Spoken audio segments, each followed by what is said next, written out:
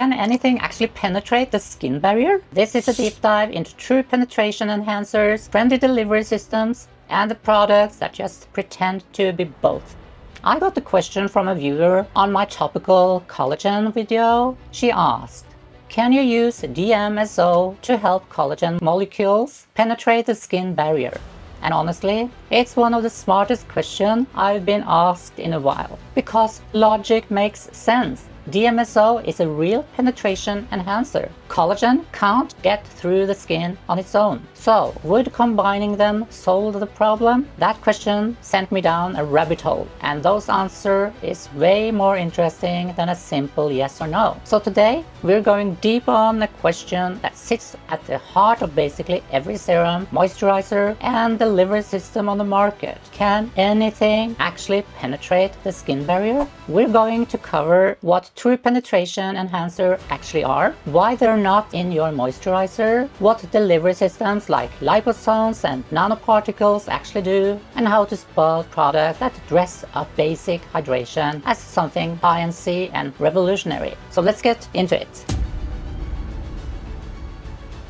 Before we can talk about breaking through the skin barrier, we need to understand what we're actually dealing with. The outermost layer of your skin is called the stratum corneum. Think of it like a brick wall. The bricks are dead, flattened skin cells called corneocytes, and the mortar holding them together is a mix of lipids, ceramides, fatty acids, and cholesterol. This structure is genuinely brilliant. It keeps water in and keeps pathogens, pollutants, and foreign molecules out. Now, here's the key thing that determines whether something can get through: molecular size and chemistry. Small lipid-soluble molecules can slip through the lipid mortar. Large water-loving molecules, they essentially bounce right off. The rule of 500. In pharmacology, there's a general guideline called the 500 Dalton rule. We have talked about it earlier. Molecules larger than 500 Daltons typically cannot penetrate intact skin. This is a rough rule,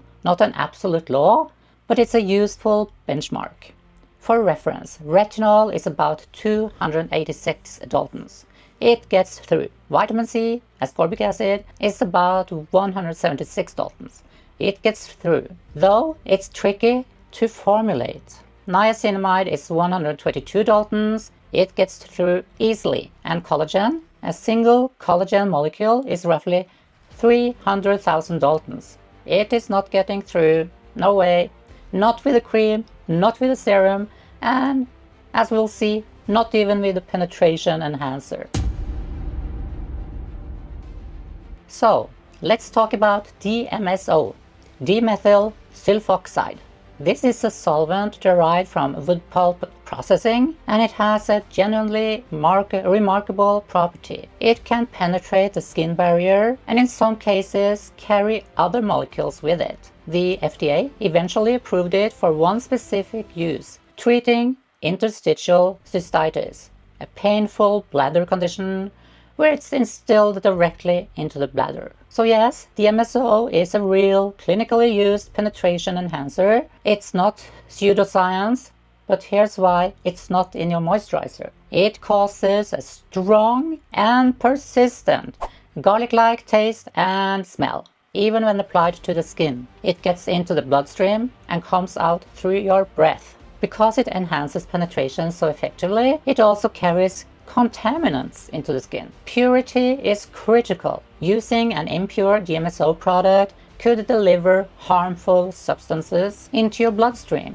It can cause skin irritation, redness, and burning at higher concentrations. And crucially, for the collagen question, DMSO works best with small molecules. There are limits to what it can carry. Collagen at 300,000 Daltons is far beyond those limits. The mechanism simply doesn't scale to large proteins. So, to directly answer the viewer's question, no, DMSO would not solve the collagen penetration problem. Even the most powerful true penetration enhancer we know of can move a molecule that large through the skin barrier.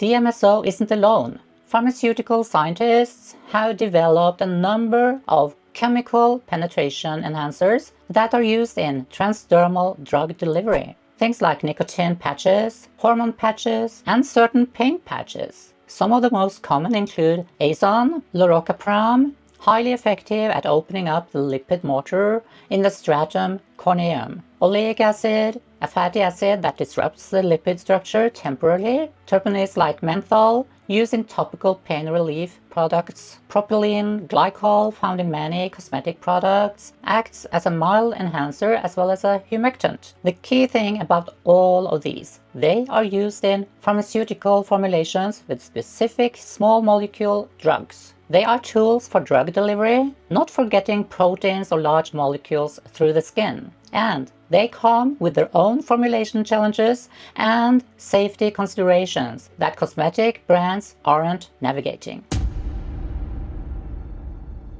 Liposomes and nanoparticles are legitimate science. Microneedling is the most legitimate of the bunch. Liposomes are tiny spherical vesicles made of the same lipid bilayer structure as your cell membranes. The idea is that because the skin's mortar is lipid-based, a lipid-based vehicle might fuse with it more easily and release its cargo into the skin. And liposomes are real. They're used in pharmaceutical drug delivery and there's legitimate research behind them. Some higher-end skincare products do use them and they can improve the delivery of certain ingredients into the stratum corneum. The caveat, delivery into the stratum corneum is not the same as delivery into the living dermis, where collagen synthesis actually happens. Most liposome research in skincare shows improved surface-level delivery. Claims about deep dermal penetration are usually overstated.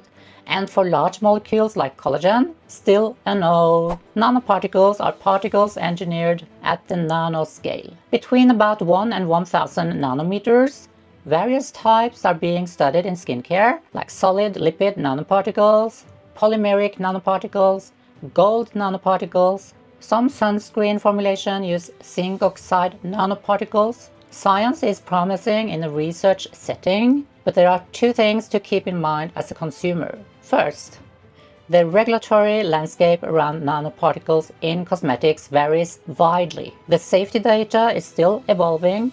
And second, when a beauty brand casually mentions nano delivery in marketing, they're almost certainly not referring to a validated pharmaceutical nanoparticle system. They're borrowing the language of science to make a product sound more advanced than it is. Of all of the delivery enhancement approaches we're talking about today, microneedling is the most mechanically straightforward. You have tiny needles, create microchannels in the skin, physical pathways that bypass the stratum corneum entirely. Studies have shown that microneedling can significantly improve the penetration of topically applied substances. But there's a catch, though. The channels created by microneedling are temporary. They're small, and the size of the molecule that can get through is still limited. And the clinical evidence for microneedling enhanced delivery of large peptides and proteins is still limited. However, it's promising, but it's not a proven delivery system for something like topical collagen yet. It's also worth noting that a lot of the skin benefit from microneedling comes from the needling itself. The controlled injury triggers collagen synthesis in the dermis. So you may not even need to apply collagen afterward. Your skin is making its own in response to the treatment. Something to think about. Okay, so now let's talk about the products you're actually seeing on shelves that use language around improving ingredient delivery or enhancing penetration. A viewer pointed me to a product from The Ordinary that markets itself as helping other products penetrate the skin. Its key ingredients are sodium capryl prolinate, glycogen, and glycerin, all with descriptions about supporting hydration and improving ingredient delivery. And here's my honest take. These are good ingredients. Glycerin is one of the most well-studied humectants in skincare. Glycogen supports the skin's own moisture-retaining mechanisms. Sodium capryl prolinate is an amino acid derivative with moisturizing properties. But do they make other products penetrate the skin more deeply. Here's the nuance. A well-hydrated stratum corneum is slightly more permeable than a dehydrated one. This is actually scientifically documented.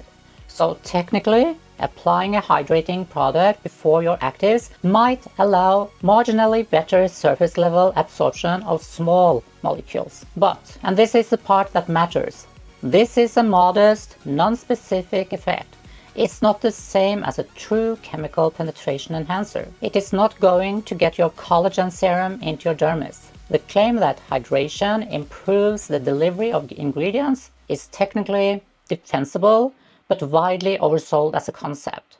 And when it's packaged as a delivery product, consumers reasonably assume something much more significant is happening. The Ordinary is, generally speaking, one of the more transparent brands in the industry, and I love them. This isn't a criticism of their integrity. It's just a good case study in how even relatively honest brands use language that implies more than the evidence supports. So, if you want to actually support your skin's collagen and your overall skin health, what does the evidence actually support? 1. Retinoids, retinoids, retinoids. This is the most evidence-backed topical ingredient we have for stimulating collagen synthesis in the dermis. Retinol gets through the barrier, it gets converted to retinoic acid in the skin, and retinoic acid tells your fibroblasts to make more collagen. Vitamin C, L-ascorbic acid.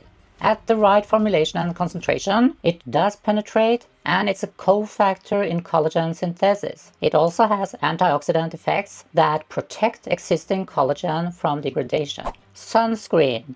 I say this in every video, but I'll say it again. UV radiation is the #1 driver of collagen degradation. SPF every day is the most evidence-backed anti-aging intervention we have. Oral collagen supplementation. As I've talked about before, collagen peptides taken orally are absorbed, broken down into amino acid and small peptides, and there is legitimate research showing they can stimulate fibroblast activity. This is the way collagen actually gets into your dermis, through your gut, not through your skin. Just remember that the collagen supplement you're taking has hydrolyzed collagen. Microneedling. In a professional or clinical setting, if you're interested in enhanced ingredient delivery in a more meaningful way, this is your best non-pharmaceutical option, though always do it with a trained professional and have realistic expectations. I have seen excellent results from microneedling, but it takes time. So to wrap it all up, the skin barrier is really good at its job, which is honestly a great thing. It keeps pathogens out, it keeps your moisture in, and it protects you. The flip side is that it makes topical delivery of large molecules genuinely hard. True penetration enhancers like DMSO exist, but they come with real risks. They work best with small molecules, and they're not in your face cream for good reasons. Delivery systems like liposomes and nanoparticles are real science, but consumer products usually borrow the language without the rigor, and products that promise to improve ingredient delivery through hydration are doing something, just not what you think. The question this viewer asked, whether DMSO could solve the collagen penetration problem, was a genuinely smart one. The answer is no, not because DMSO isn't real, but because the molecule itself is the obstacle, and no delivery system we currently have can move something that large through intact skin in meaningful quantities. I hope this video gives you a framework for evaluating these claims whenever you see them, because you will keep seeing them, and now you'll know what questions to ask. If you found this useful, please subscribe and share it with someone who's curious about what's actually in their skincare. And I'll see you in the next one. Bye.